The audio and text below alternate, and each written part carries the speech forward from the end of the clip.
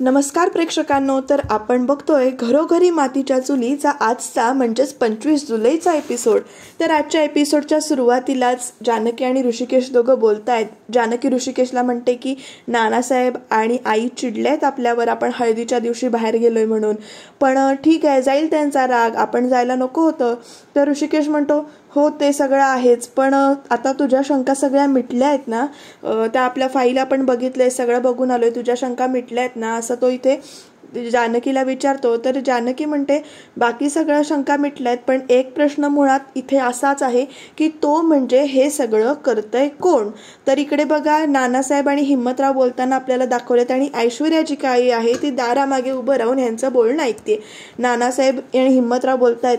हिम्मतराव नानासाहेबांना सांगतायत की नानासाहेब तुमची शंका खरी होती, तुम्हाला वाटत होतं ते खरं होतं. जानकीने तो फोटो बघितला होता आणि त्यांना ना कुणीतरी फाईलमधल्या कागदपत्रांविषयी सांगितलं होतं, पण मी खबरदारीचा उपाय म्हणून कागदपत्र ती सगळी बदलली, तो सुमित्राचा फोटो पण बदलला आणि असे सगळे मी बदल करून ठेवले आणि कोणीतरी जे आहे ते त्यांना सत्य सांगण्याचा प्रयत्न करते.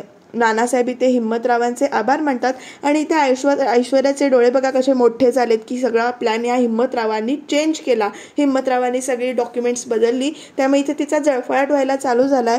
आणि लगेच नानासाहेब आणि हिम्मतराव म्हणतात की आपण आता हा विषय इथेच थांबूया, घरात कार्य आहे, तुम्ही त्याच्यामध्ये सहभागी व्हा, याविषयी कुठे बोलू नका.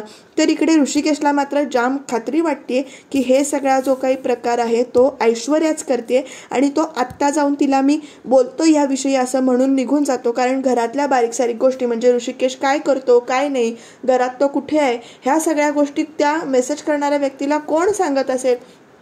त्यामुळं ऋषिकेशला इथे खात्री वाटते की हे सगळं ऐश्वर्यानेच केलंय आणि तो निघून चालला ऐश्वर्याला जाब विचारायला. तेवढ्यात जानकी त्याला थांबवते आणि म्हणते की आपल्याकडे काही पुरावा नाही आहे आणि आता सगळा कार्यक्रम आहे, सगळे चांगले मूडमध्ये आहेत, पाहुणे आलेले आहेत घरात आणि तुम्ही आता प्लीज असं काही करू नका, आपण सगळं हे मॅच्युअरली हँडल करूया, व्यवस्थित हँडल करूया आणि आता आपण व्यवस्थित म्हणजे ह्या विषयावर बोलूया नको, सगळं झालं गेलं विसरून जाऊया, जे काही आपल्या मनात कोणी घालायचा प्रयत्न केला होता ते मनातले विचार जे काही आहेत ते आपण दूर करूया आणि उद्या संगीत आहे तर त्याच्या तयारीला लागूया, असं म्हणत दोघे एकमेकांच्या मिठीत शिरतात की झालं गेलं विसरून जाऊया आणि एक छान जे काही आता कार्यक्रम होणार आहे ते एन्जॉय करूया, असं म्हणून दोघं जण इथे मिठीत शिरतात आणि शोधूया आपण पुढे नक्की काय होतंय ते असं म्हणतात. तोपर्यंत इकडे ओवी येते आणि म्हणते कोणाला शोधताय तुम्ही, मीच तुम्हाला शोधून शोधून दमलीये. तर का ग तू आम्हाला का शोधत होतीस असं ऋषिकेश तिला विचारतो ओवीला. तर ओवी म्हणते अहो उद्या संगीत आहे, तुमच्या उद्या डान्सची प्रॅक्टिस तुम्ही केली आहे का. तर इथे जानकी म्हणते की माझा डान्सची प्रॅक्टिस मी केलेली आहे, पण तुझ्या बाबांना विचार. तर ओवी म्हणते की बाबा आई उद्या परीक्षेत पास होणार आणि तुम्ही बघा.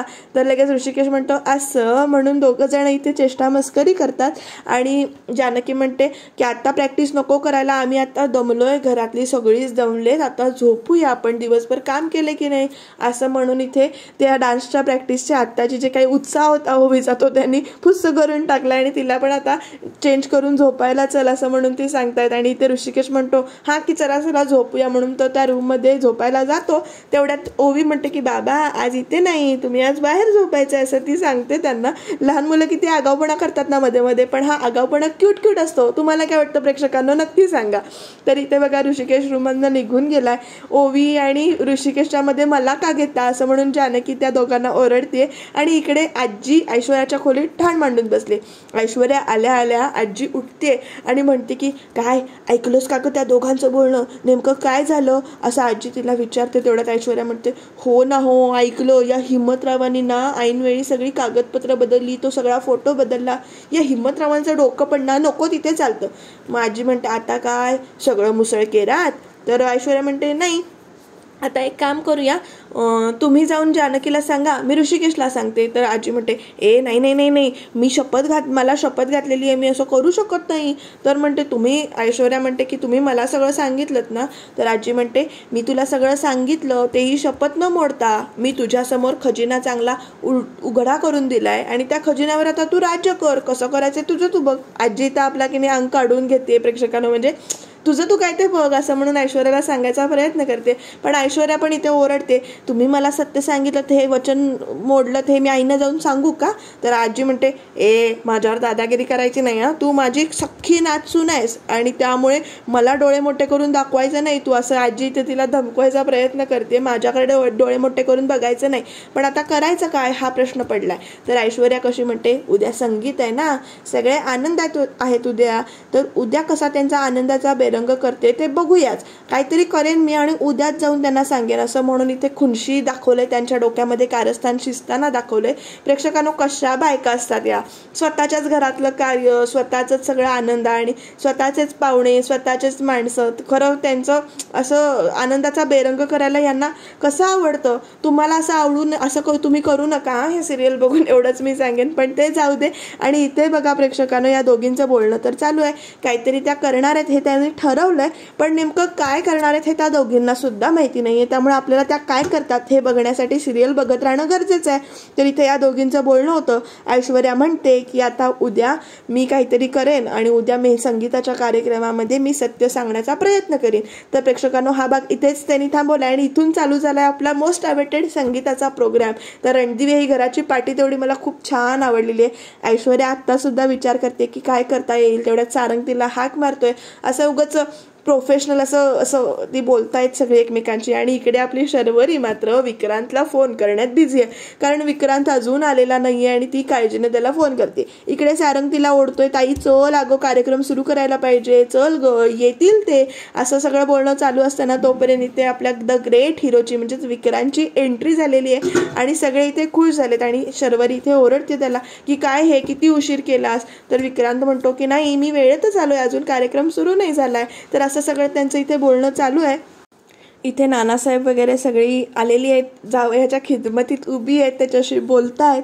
आणि शर्वरी इथे ओरडते अजून सुद्धा की काय तू उशिरा आलायस वगैरे. तर तेवढ्यात सुमित्राई म्हणतात की नाही हा, तुम्ही अगदी वेळेवर आलाय. असं म्हटल्यावर शर्वरी म्हणते की काय आई तू पण, तू लगेच जावई आल्यावर जावयाची बाजू घ्यायला लागलीस, असं म्हणून इथे एक चेष्टा मस्करी चालू आहे. तर लगेच सुमित्राई म्हणतात की आता मला धर्मसंकटात पाडू नका, कारण आज शर्वरी आमची जी काही आहे ती सूत्रसंचालन करणार आहे आणि ती रुसायला नको, असं इथे म्हणतात. आणि सगळी कार्यक्रमाला आता चालू कर म्हणून सारंग तिला घेऊन जात असतो. तेवढ्यात इकडे शर्वरी विक्रांतला विचारते, तुम्ही सांगितलेला डान्स स्टेप रिहर्सल केली आहेस ना? तर रिहर्सल कशाला करायला पाहिजे, मला येतं. तर हो, चुकलास तर बघ, असं म्हणून इथे त्या दोघांचं बोलणं चालू आहे. आणि सारंग येतं, बाई आता तरी चल, कार्यक्रम सुरू करूया आपण, पाहिजे तर ना तुझं आणि विक्रांतरावांचं परत लग्न करून देऊया, असं इथे तो त्यांची चेष्टा करतो. विक्रांत विचारतो की दादा वहिनी कुठे आहेत, म्हणजे ऋषिकेश दादा वहिनी कुठे आहेत? तर येतील, वाट बघा, असं तो म्हणतो. आणि नंतर म्हणतो की त्यांची स्पेशल एंट्री आहे आणि ते सगळी परत आपापल्या कामाला निघून जात आहेत. गुलाबरावांना चहा पाण्याची त्याची सोय करायला सांगितलेली आहे. आणि सारंग त्यांना सांगतो गुलाबरावांना की विक्रांतराव आलेले आहेत, तर त्यांना चहा पाणी नाश्ता काय असेल ते दे आणि आता चल कार्यक्रम चालू करूया, असं म्हणून तो शर्वरीला इथे घेऊन जातो. तर इथे दोघं जण सूत्रसंचालन करतायत, सगळ्यांचं स्वागत करतात आणि प्रत्येक ह्याची संगीत. आणि तेवढ्यामध्ये ना स्टेजवर गेला स्वागत करून झाल्यानंतर इथे ऋषिकेश जानकीची ग्रँड एंट्री दाखवली आहे. ऋषिकेश जानकी खरंच खूप छान दिसत आहेत या ड्रेसमध्ये आणि खरंच ती जोडी म्हणून, एक कपल म्हणून आपण त्यांच्याकडनं खूप काही शिकू शकतो. तुम्हाला काय वाटतं प्रेक्षकांनो, ते नक्की कमेंटमध्ये सांगा. तर इथे ऋषिकेश जानकी येऊन बसलेले आहेत, ओवी बसले त्यांच्याजवळ आणि इथे सारंग आणि शर्वरी सूत्रसंचालन करायला चालू करतात आणि म्हणतात की प्रत्येक संगीताची एखादी थीम असते, म्हणजे प्रत्येक कार्यक्रमाची एक थीम असते. तर तसंच आज आपण बघणार आहोत जानकी आणि ऋषिकेशची लव्ह स्टोरी. पण हे लग्न आपण का करतोय, तर त्याची पार्श्वभूमी सांगतात की ओवीनं हट्ट केला की मी त्या लग्नाच्या फोटोत नाहीये त्यांच्या, आणि आणायचे त्यांचा 10वा लग्नाचा वाढदिवस होता. मग काय, सोने पे सुहागा, आम्ही सगळ्यांनी तिचा हट्ट ताणून धरला, म्हणजे आई बाबा तिचे नको म्हणत होते पण आम्ही सगळ्यांनी तो हट्ट ताणून धरला आणि आज आपण त्यांचा 10वा लग्नाच्या वाढदिवसानिमित्त परत लग्न गाठ बांधतोय, ती पण दुसरी, असं म्हणतात. आणि या सगळ्या कार्यक्रमासाठी आज आपण एकेका प्रकारे त्यांचं जी काही लव्ह स्टोरी आहे, त्यांचं लव्ह मॅरेज आहे आणि त्यांची जी काही लव्ह स्टोरी आहे म्हणजे कॉलेजपासूनची ते आत्तापर्यंत, ती लव्ह स्टोरी ना आपण सगळे अनुभवणार आहोत, बघणार आहोत. म्हणजे छोट्या ऋषिकेशपासून, जानकीपासून ते म्हाताऱ्या ऋषिकेश जानकीपर्यंत हा सगळा कार्यक्रम आपण इथे त्यांचा प्रवास जो काही आहे तो बघणार आहोत. इथे लव्ह स्टोरी आहे असं म्हटल्यावर, लव्ह मॅरेज आहे असं म्हटल्यावर ते कशी लाजली आहे बघा. आणि ओवी हो विचारते तेव्हा शर्वरी पण इथे हसते आणि सगळे असे तिला असं मस्त हे दाखवलंय, त्याने क्यूट दिसते ओवी इथे. तर असा कार्यक्रम चालू होणार असतो आणि आजच्या कार्यक्रमामध्ये मेन गेस्ट कोण आहे तर आलेले आहेत वैशाली सामंत. असं खूप छान वाटतं सगळ्यांना एकत्र एका कार्यक्रमात बघून. तुम्हाला काय वाटतं? तर इथे वैशाली सामंत आपल्या छोट्या उस्तादांबरोबर 6 जणांबरोबर आलेले आहेत आणि त्यांनी ओवीच्या मदतीने एक डान्स परफॉर्मन्स बसवला. पण इथे प्रेक्षकांनो ना एक त्यांचं गाणं व्हायला पाहिजे होतं. डान्सपेक्षा ना वैशाली सामंत आलेत म्हटल्यावर गाणं एक आवडलं असतं, पण इथे या छोट्या उस्तादांना पण प्रमोट करायचं होतं ना, त्यामुळे त्यांनी गाणं न घेता डान्सच केलाय. तर माझ्या दिलाचं पावशेर किलोचं पार्ट आहे विकाचं घे ना घे या गाण्यावर ह्या मुलांनी इतका छान डान्स केलाय. ओवी आणि विनायक दोघं किती क्यूट दिसत होती. असं बघायला खूप छान मस्त वाटत होतं. शाळेतला प्रसंग दाखवलाय, दोघांची तुतू मैमे दाखवले आणि या सगळ्यामध्ये ना आजचा एपिसोड त्यांनी खूप छान असा एंटरटेन केलेला आहे. एकच गाणं दाखवलंय आजच्या एपिसोडमध्ये, पण ठीक आहे. असं रडत खडत एपिसोड न जाता एक हास्याचा असा मस्तपैकी त्यांचा एपिसोड चालू झाला आणि ते गाणं चालू झाल्यानंतर सगळे असे मस्त दिसत होते नाचताना की म्हणत होते आणि त्यांचे एक्सप्रेशन, त्यांचे डान्स क्यूट वाटत होती ही छोटी मुलं. तुम्हाला काय वाटतं ते तुम्ही नक्की कमेंटमध्ये सांगा. तरी ते वैशाली सामंत टीचरच्या भूमिकेत मध्ये दाखवले आणि तिला पण नाचायला लावले, पण हातवारे करत फक्त ती नाचताना दाखवले. त्यामुळे असा एक मस्तपैकी असा कार्यक्रम त्यांचा चालू झालेला आहे. आणि या चालू असलेल्या कार्यक्रमामध्ये डान्समध्येच आपल्या ऐश्वर्याचं आणि आजीचं काहीतरी वेगळंच इथे चालू आहे. ऐश्वर्या ना या गाण्याच्या कार्यक्रमाचा म्हणजे डान्स चालू असताना आजीला घेऊन जाते हळूच. इथेही सगळी नाचतायत बघा किती छान. माझ्या दिलाचं पावशेर किलोचं पार्ट आहे इकाचं घे ना घे असं म्हणून ती इथे नाचतायत. आणि इथे वैशाली सामंत टीचर म्हणून कशी ओरडते बघा. तर इथे जानकीला इथे किती आनंद झाला, हसतीये ती असं मनातल्या मनात असं लाजून छान हसतीये. आणि असं सगळा असा माहोल त्यांनी खूप छान असा क्रिएट केलेला आहे. आणि इकडे बघा प्रेक्षकांनो, ऐश्वर्या आजीला हळूच बोलवून येते या इकडे म्हणून आणि दोघी जणी जातायत बोलतायत. तर आपल्याला कार्यक्रमाचा बेरंग करायचा आहे ना, तर मी आता जाऊन सगळं सांगतेच ऋषिकेशला असं ती इथे म्हणते.